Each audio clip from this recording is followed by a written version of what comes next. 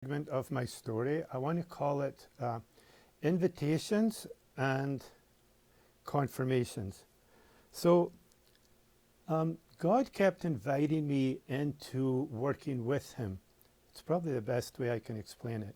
Get like a dream, and then I would think, okay, well, that's a dream. What do I do with that? I kind of knew the difference between a God dream and another dream. It was just very clear, and it could witness with my spirit that this was something that God was saying to me. So, so then I would go to church, and then I sensing, okay, I need to share this word, and I'm saying, well, God, here's the deal. I don't want to share this word just like that. I need you to invite me onto the platform or where the pulpit was. And if I'm invited onto the pulpit, then I'll share your word readily, because I know, one, that I need to share it, but one, that I've been invited up onto the platform to share it. And sure enough, things would be happening, and it's like I'm asked to go up there and make announcements or lead in chorus singing or whatever. Anyway, I'd end up on the platform, and then later, God was always good enough to confirm through just listening that this may be one person that was being addressed actually was God dealt with them that night gently and they repented, or there was one person that was in a relationship outside of his marriage, and he confessed that night and it was started to clean up. So there was just a lot of good stuff happened, like things that happened that weren't natural, that were just totally pure and godly and clean. We kind of felt that we were being invited out of Scotland. So that's kind of like not an invitation, but we were sensing that we were going to be moving. But we had no idea where we were going to be moving to. So we decided that we would put our house up for sale. I was running a shoe business at the time, and I decided to, actually I did a really probably silly thing looking back. I said, God, my business wasn't really doing that great. And I said, God, I need to get out of my business. So either you bless me or you bankrupt me, but I'm going to be following you. So whatever way you do that so that I can get out. And within a year, God took like my struggling financially business, and within 1 year, my books looked really presentable. And then what happened after that is I took my business and sold my business, and then started to close down my business. So our house was up for sale. There was really nobody interested. It was an expensive home, and it's quite funky. We had quite some unique features. Being a bit of an artist, I had a pond in the middle and a glass roof. It was just quite unique for Scotland. And anyway, nobody was really interested in our home. So my thoughts was, you know what? When my house sells, we will move. But we'd already started to move by selling our business, and then we just had to work out the changeover. We did foster care. My wife did foster care. I was more her kind of backup person. And we had a Rottweiler dog, and unfortunately that we lived in a season where 2 Rottweilers had attacked a girl in central Scotland and mauled her. And so the social work system decided that if you've got a Rottweiler dog, you can't do foster care anymore. So that was a shutdown. My business was shutting down. I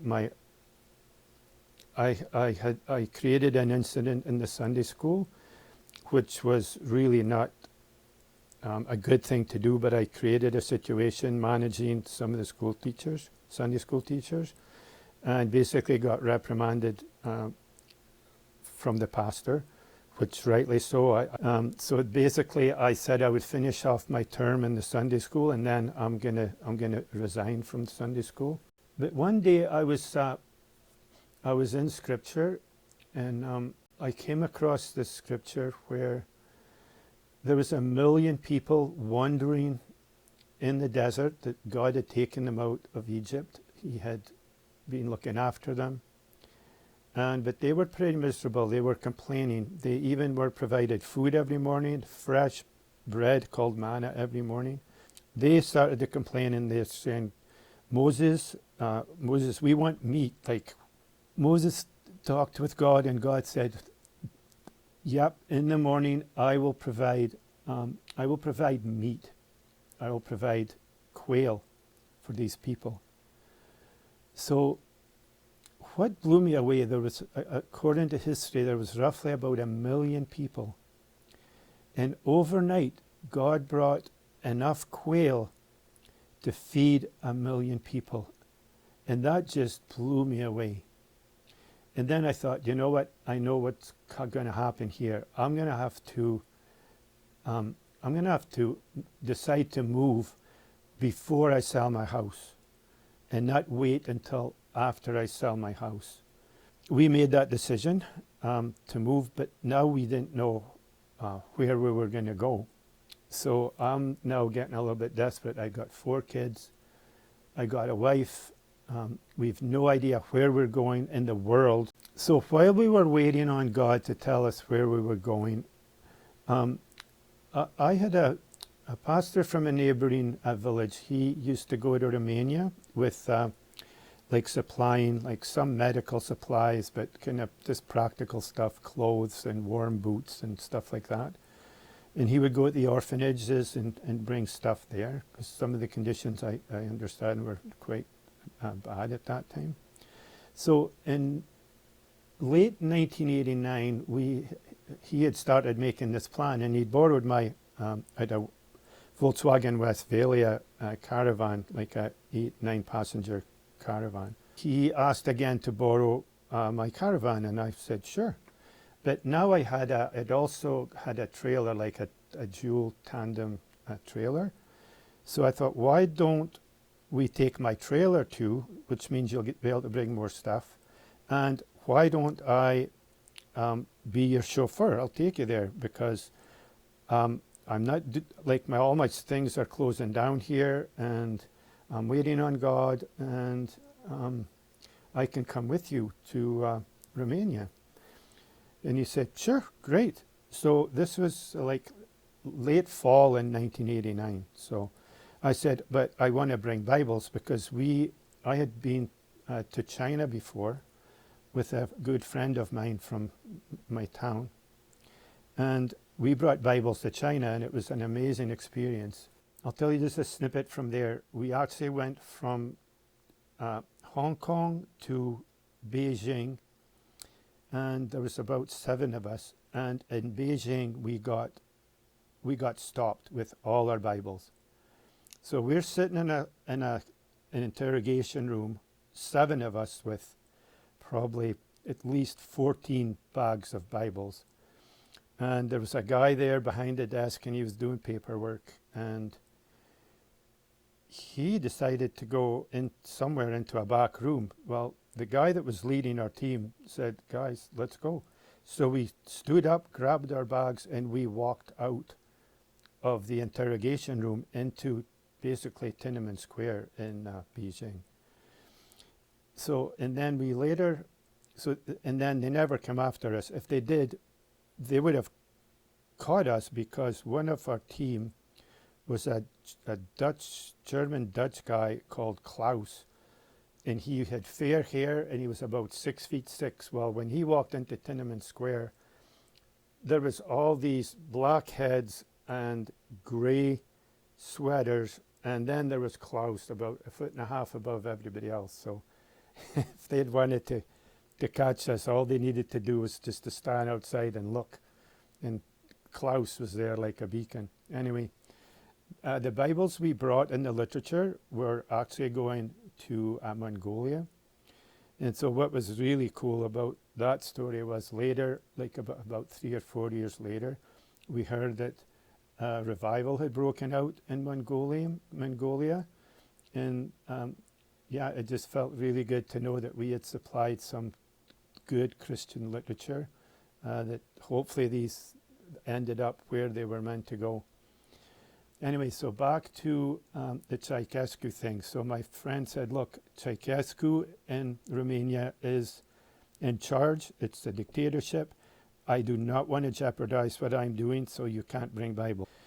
Anyway, Christmas Day in 1989, Ceausescu was overthrown, and basically they killed him and his wife on December 25th of 1989. So we were planning to go to Romania. It was Easter weekend on 1990. It was actually quite beautiful. So driving through Romania, through all these little villages, the children would run out, and it's just like freedom had arrived. Like they waved, they were smiling, they were shouting and just waving and just ecstatic that there was a freedom for people to come and go into their country without the heaviness of the dictator that had been there for dozens of years. So we picked up Bibles on the way from the German Bible Society, so we'd be 4 or 5 boxes of Bibles. We arrived in Bucharest, and we were invited to different places to distribute our stuff. It was Easter. We had so many lamb dinners. It was amazing because lamb is one of my favorite. But the people were so warm and welcoming. And I learned sometimes the people love Bibles because they roll their cigarettes with them. So that's fair enough. And that's just part and parcel of how it works.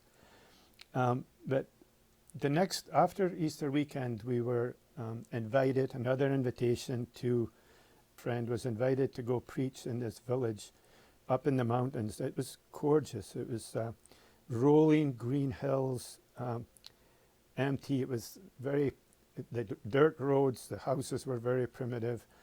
The kids, they somehow had created these tins, and they put sulfur in there, and they lit them and put on the lid, and they'd bang it. They were just having such fun with what they had. It was just fun watching them. Anyway, we arrived in this village, and we got out of the van. Terry says, Ian, go get a box of Bibles from the truck. So I came with a box. They were heavy, like we'd probably about maybe 20 or 30, 25 in a box. So I'm coming out, and I'm seeing this guy coming to meet us. So Terry, he says, we've come and we've brought you Bibles.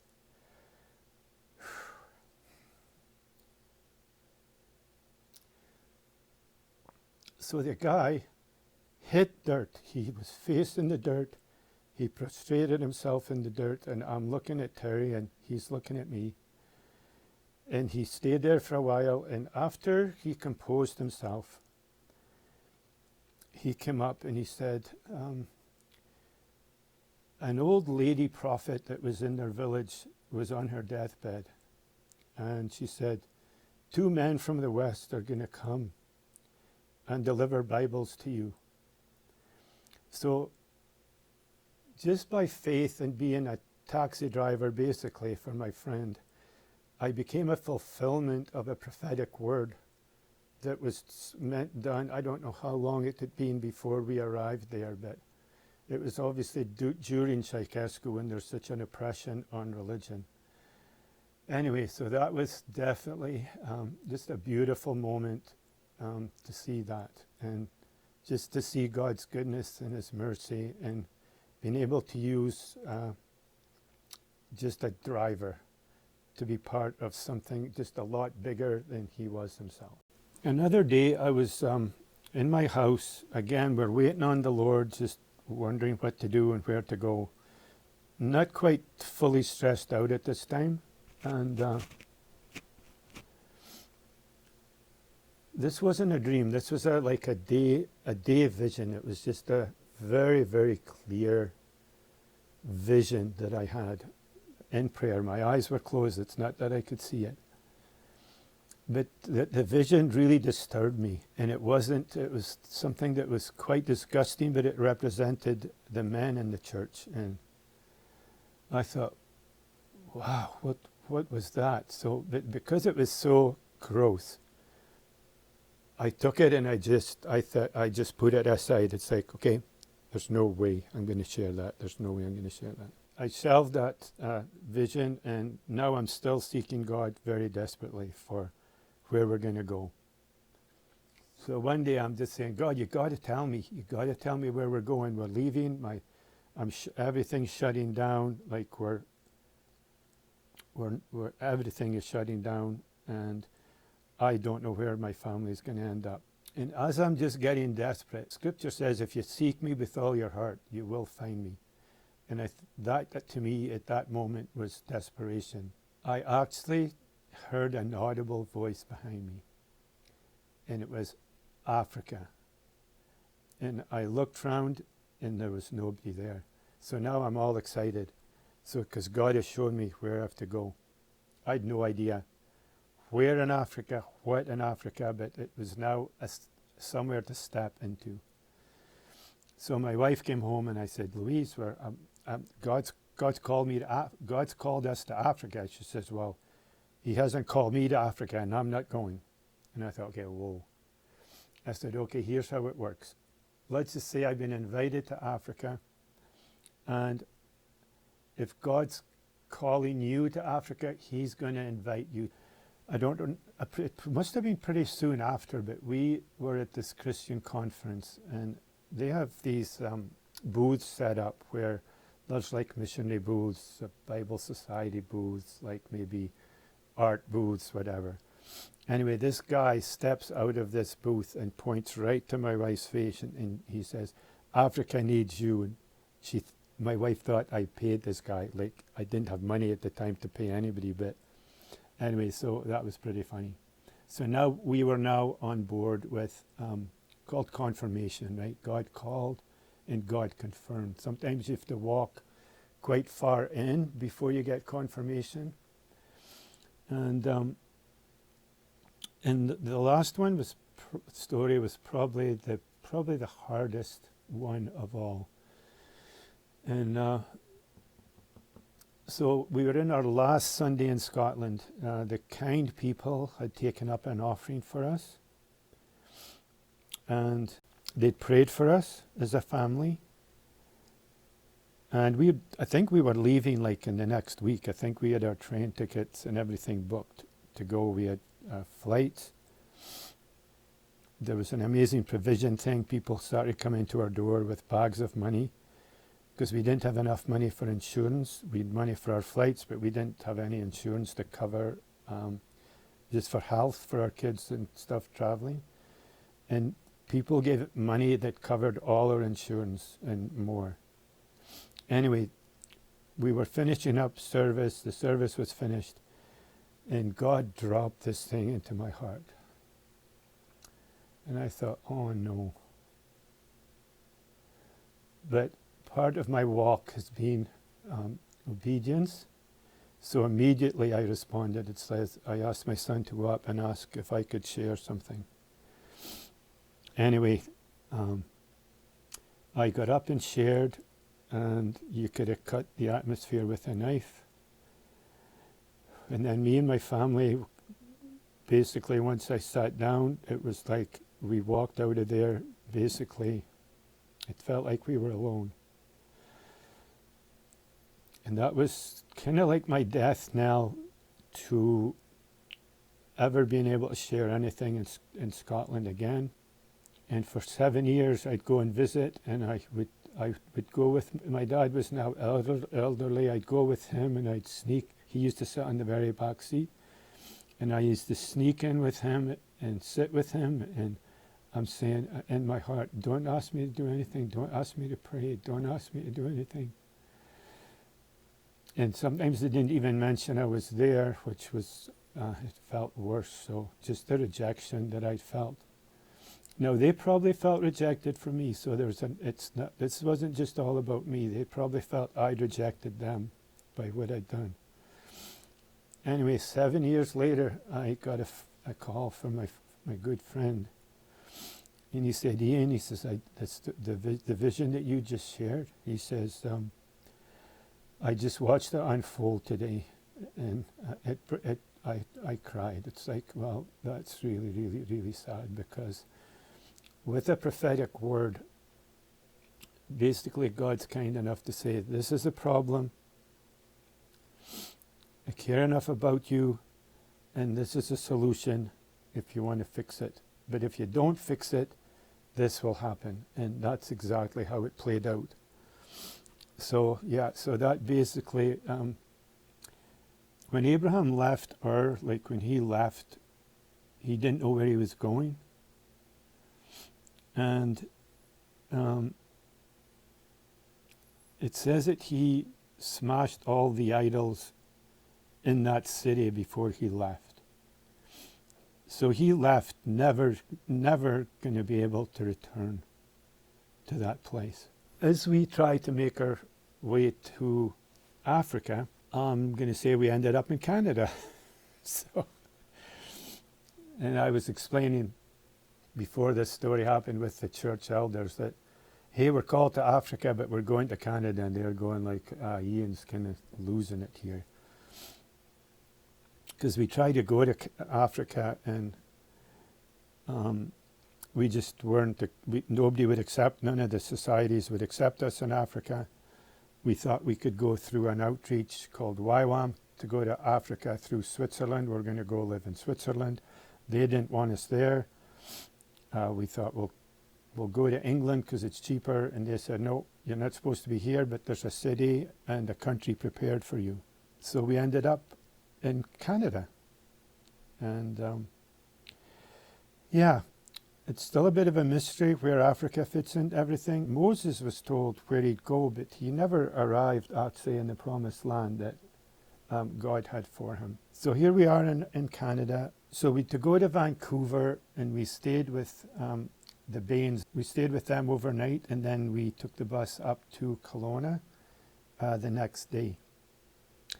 By the time we arrived in Kelowna and we connected back to Scotland with a payphone with 100 coins put in there, it's like, your house is now sold. What do you mean our house is sold? Well, while you were flying between Scotland and Canada, somebody came and bought your house at the full price. And it's like, wow. So God came behind us and just confirmed the move. I will say at this point, me and my wife were in agreement in coming to Canada. She had said to me when we were first married, Ian, why don't we go to Canada? And it was like, why would you go to Canada? Your family's here, and your friends are here.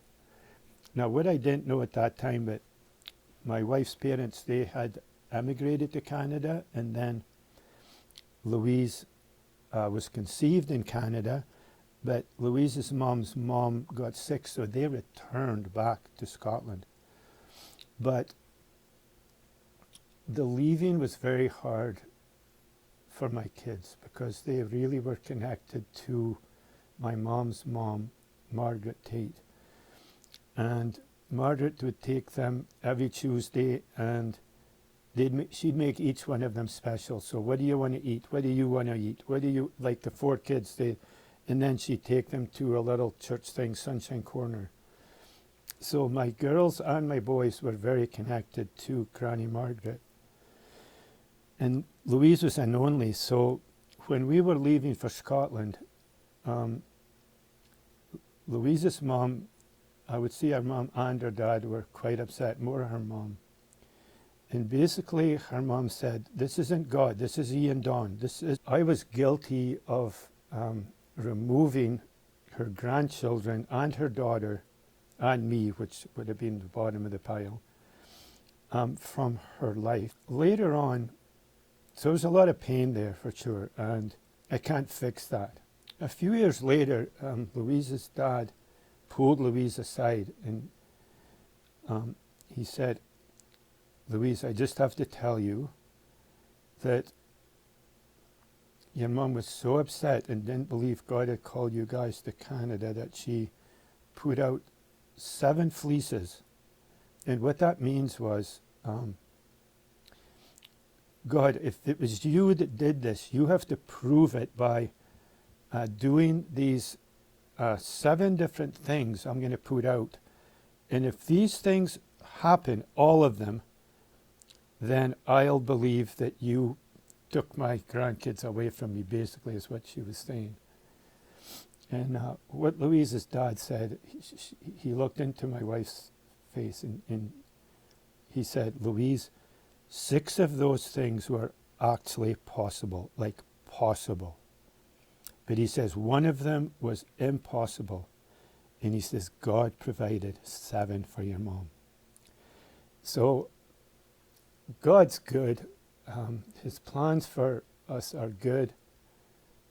As painful of some of the things we put up ourselves through, other people through, our families through, his goodness hopefully covered that whole situation. At least gave a little bit of a comfort that at least that she knew that we weren't just doing it out of some sort of spite or against her, but that God had his hand over all of us and was and had prepared us to do this. So